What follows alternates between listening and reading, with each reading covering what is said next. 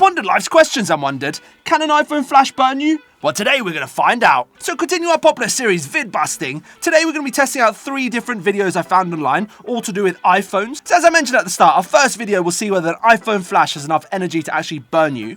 Our second video we're going to have a look at sees whether they can beat the iPhone fingerprint scanner using a MacGyver sort of method we come up with ourselves. And our third video looks to see whether we can charge an iPhone wirelessly. So you have to wait for that, as it should be quite an interesting test.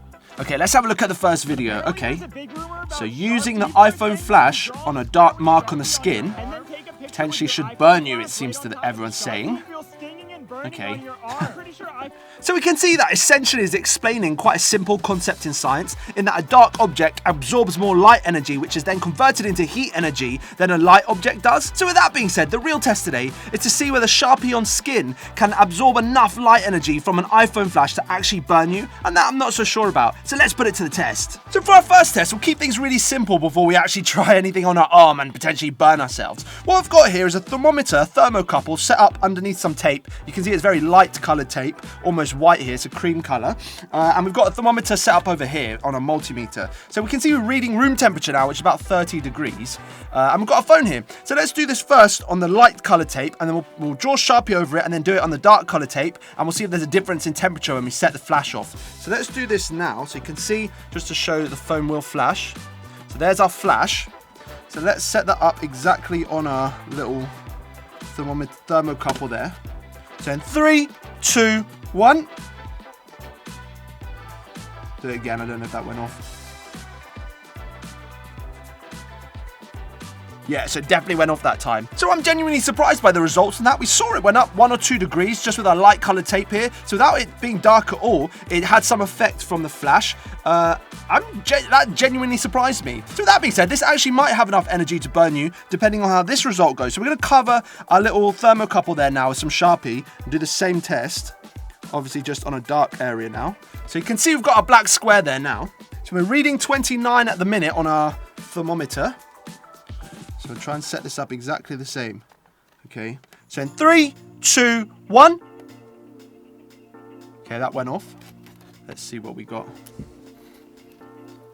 Now, see, it seems to max out at 32. On both tests, we got a maximum of 32. So there is some heat being produced by the light. So I'm genuinely quite surprised that our temperature went up again. Now, it didn't go up substantially more, so this might not be true. We're going to have to test this on our arm to find out in a minute. But we saw about relatively equal results, both on our light tape and our dark tape tests. I'm not sure what that means for later on. So with our initial test done, let's just finally try it on our arm and see if we burn ourselves. So don't try this at home, because obviously if it works, we're going to burn ourselves, which is not a great thing. But that's fine, we're professionals here. So let's start off our test. iPhone flash versus bare skin, no Sharpie, and see what happens.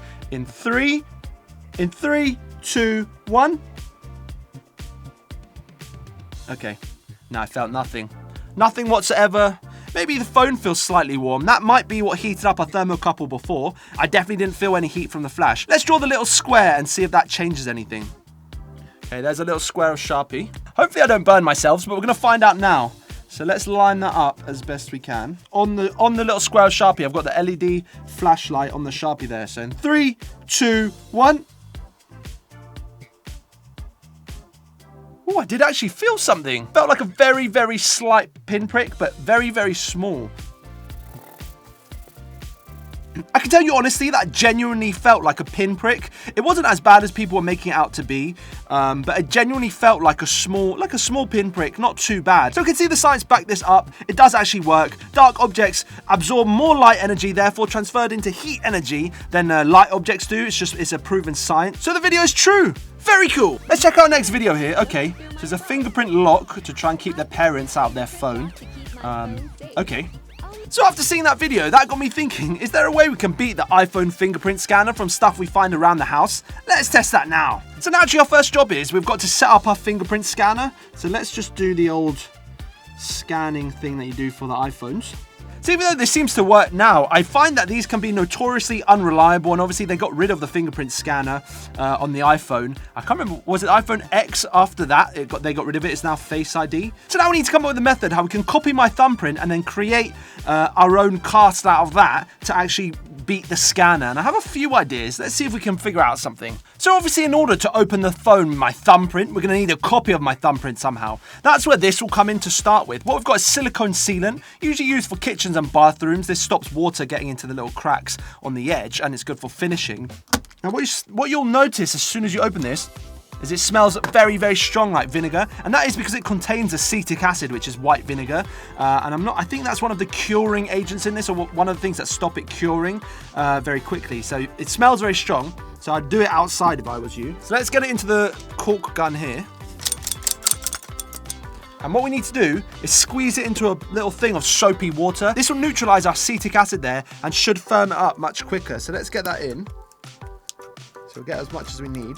So we're just going to take our little bit of silicone, place it in there. So we've got a fair bit more soap on our surface there. It's looking sort of flat. Let's press our thumbprint into that now and leave it there until it cures. So now we've got a mold. We actually need to cast our finger into something sort of flesh-like. So that's why we've got some gelatin. We should be able to make a very saturated solution of this that we can then cast into our mold and potentially get a conductive print at the end. So let's get that open. Couple drops of water, just enough to get the solution mixed. We're going to pop this into the microwave and then we should be able to get a nice melty amount of gelatin that should set very quickly. So very quickly, let's get this into our mold before it starts to set.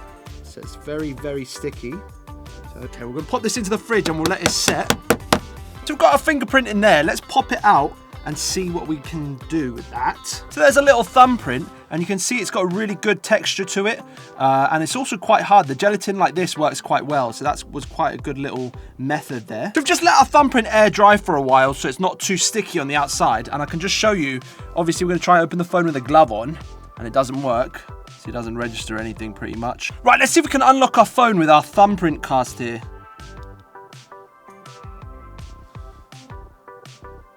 Oh my god, it unlocked. That's crazy. We just unlocked it with a cast of our thumbprint in gelatin. What the hell? That's mad. That is actually crazy. I'm so surprised by that. You all saw that. Let's try one more time, see if we can get one more out of it. That is unbelievable. You can see I'm wearing a glove, so there's no way I can unlock it without using this print thing here. So let's try that again. I can't believe that just worked. I'm genuinely so surprised. Okay, let's see. So you can see it's locked. You can see it's locked, hopefully. Okay, so you can see it's locked. We'll try the thumbprint now.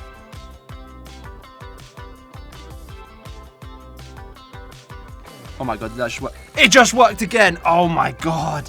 That's crazy! What the hell? And the gelatin works really nicely because it's slightly conductive and it's slightly skin-like, almost enough to trick the reader here, thinking that that's your real thumb. I'm genuinely so surprised by that. Who knew? So there you go, we just MacGyvered our gelatin thumbprint, copied using silicone, that can unlock an iPhone. Very cool. Right, let's check out our next video. Okay, iPhone charger hack. Okay, so it's got no cable, and they're drawing together. How would that work? So starting off with the remnants of our charger here, what we've got is obviously the USB end and the phone charging end that we've spliced open like this. Let's just get our paper set up, just like they had it. And we've got our battery bank here as well. I don't think it matters that it's a red pen. Shouldn't really make a difference. But we've got a Sharpie to hand. Okay, let's plug this end into our phone. Obviously, the current should run to there. Now, I do have the wires exposed. I don't think that makes a difference if it works or not. Let's just see. We'll draw a line from each wire, and then that goes onto that side. So let's just draw our line from this side to this side, and it should start charging. So 3, 2, 1. Is it charging? No. Is it charging? Of course it's not bloody charging. With that being said, let's try and make an ink that would be conductive enough to actually connect this and charge our phone wirelessly. Obviously, the wire is just on the paper instead. So for our real version, to our sample of carbon here, let's add some water, just a small amount. Just mix up. You can see how dark that is already.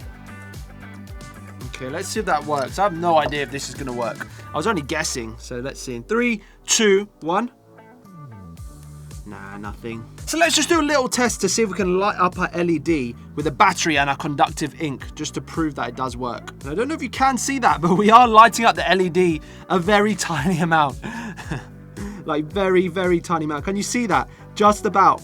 if you look very carefully, it is conducting to the LED, so it sort of works. So despite the fact that we couldn't charge our phone, we did actually make quite a useful conductive ink here, so I'm sure that will come up in future experiments. Obviously we saw that it just wasn't enough power running through the ink to charge our phone. We needed probably closer to 6 volts, I think, or even more maybe, and we were only really getting 3.5, 3.6 volts. So we saw that even with the most conductive ink we could make, it wasn't enough to charge our phone. So obviously that video is false. Very cool. So there we go, we pondered life's questions, we beat the iPhone Touch ID, and we even made a conductive ink. Who says we don't do it all? So I massively enjoy making these vid-busting episodes, so make sure you let me know in the comments what you want to see me try next, even if there's any themes around the vid-busting episodes you want to see me try.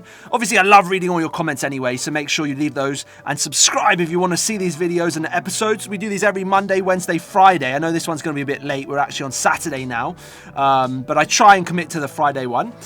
So hit the bell, subscribe, do all that so you never miss them. Obviously we're posting short content every other day anyway, so you can check that out always. So out of all the tests we did today, I've got to say I think the Touch ID one was absolutely the best. It was just a class experiment. I super enjoyed that. So let me know which one you liked the most as well. So with all that being said, I think we'll finish on these words. Very cool.